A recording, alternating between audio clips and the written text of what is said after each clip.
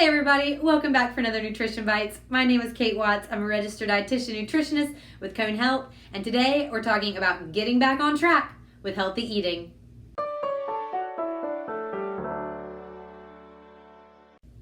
Okay, so we can't all eat perfectly all the time. That's unrealistic. But there are definitely periods in our life where we stop and go, whoa, I have gotten way off track. So today we're going to talk about 5 easy steps to get back to your nourishing, healthy eating habits so that you can feel your best and have stable energy and mood throughout the day. Step number 1 is identifying your influences. So I want you to think about if there was a certain event or series of events that got you off track. So thinking about where your normal eating choices and routines shifted. Now, there are many different factors that influence our food choices each and every day. Things like our taste preferences, our hunger level, what's convenient, what's available, what's affordable, also social norms, cultural preferences, and our own habits. But I really want you to try and pinpoint that event or series of events where that shift occurred. And so that could sometimes be something like a schedule change. It could be a big life event like welcoming a new member of the family or starting to be a caregiver for an older member of your family, or something like divorce or other grief or loss. There also could be something as simple as you were on vacation or it was the holidays and you got off track. So once you've identified your influences, now we can move into step number 2, which is making a plan. Time to sit down and make a plan. Really, carve out a period of time, sit down with pen and paper, and let's put a little bit of work into this nutrition plan of yours. So first thing I would recommend is to keep it simple. And so we're going to aim for, first of all, managing our appetite throughout the day and making food a priority again. So often when we get off track, some other priorities have gotten in the way and we haven't had time to dedicate to planning ahead our food choices. And when we do that, we make our food choices in the moment. We tend to be more irrational with our choices. We tend to be more emotional with our choices. We tend to go for what's bigger, for what's available, what tastes good, and what's easy.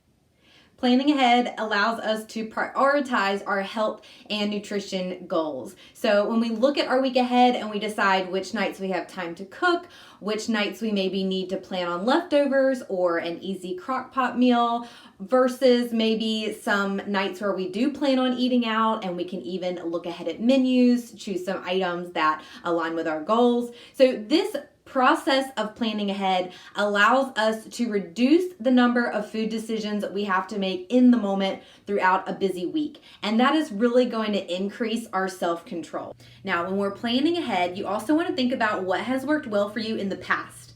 So certainly there are times where you've been really proud of your eating choices, you've been in a good routine, you feel like you've really just stayed motivated and you're feeling your best because you're fueling yourself well. What worked for you during those times? Let's see if we can put some of those strategies back into place now. So now that you've made a plan, hopefully you've got 1 to 2 strategies that you'd like to start working on to get back into the habit of healthy eating. Now, with those strategies, it helps to create some order in your routine to allow you to follow through with those goals. When we talk about organization, we're talking about sustainable success with sticking with these habits and staying on track. So you want to be very protective of your routine and your time for planning ahead and grocery shopping. And for some of us, we may even want to take that next step of clearing out our kitchen or our workspace, maybe doing a little bit of decluttering, a good clean, maybe organizing our fridge and pantry, just really to make that space welcoming and inviting and really encouraging us to get in there and start making more of a priority around food and meal times. So another tip for creating order is to think about visibility and convenience of your items. So where you're placing foods, maybe making healthy items more visible. So a fruit bowl on the counter versus a cookie jar. So that first thing when you walk in, you are always seeing these visual reminders to choose some healthier, more balanced snacks and meal items. On the other side of that, we can deconvenience our junk food items, and so just make them less visible, put them a little further out of reach, so again, you're not constantly having that visual temptation. Many people need to come up with a organization tool for their recipes. And so really getting creative in how you want to organize and categorize and keep tabs on your favorite recipes. I encourage folks to create a go-to meals list with easy to make, well-liked, and nutritionally balanced food items. And the next step from that is to even keep your kitchen area stocked with some pantry staples and freezer items that can be used to create these meals in a pinch. And so it really helps with those nights where you don't really have a plan. You've always got something on hand because you've taken the time to create order and make your goals more sustainable. Now, you may be thinking, this sounds good and all, but I don't even have the energy or the drive to start on some of this stuff. And that brings us to step number 4, find your motivation.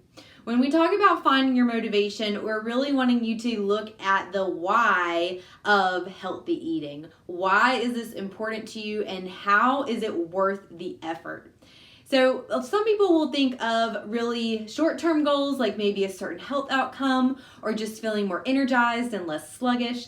Others will think of long-term outcomes like wanting to be healthy when they retire, being able to travel, play with grandkids, or spend less money on medications.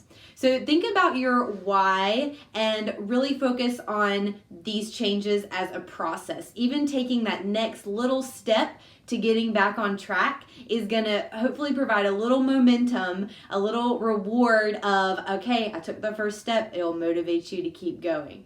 Now, another thing to think about with finding motivation is to use incentives and creating a little bit of a reward system for yourself along the way, rewarding your small successes, and again, that's going to really keep us motivated to continue. Now, everyone prefers different types of incentives, so it may be a little something you buy yourself, it may be an experience of some kind, a date night or a little bit of a self-care day. So you decide what works for you, but build it into your process so that you can stay motivated throughout some of those tougher weeks and when you come up against a challenge or a barrier. You've made it to step 5, which is build your habits.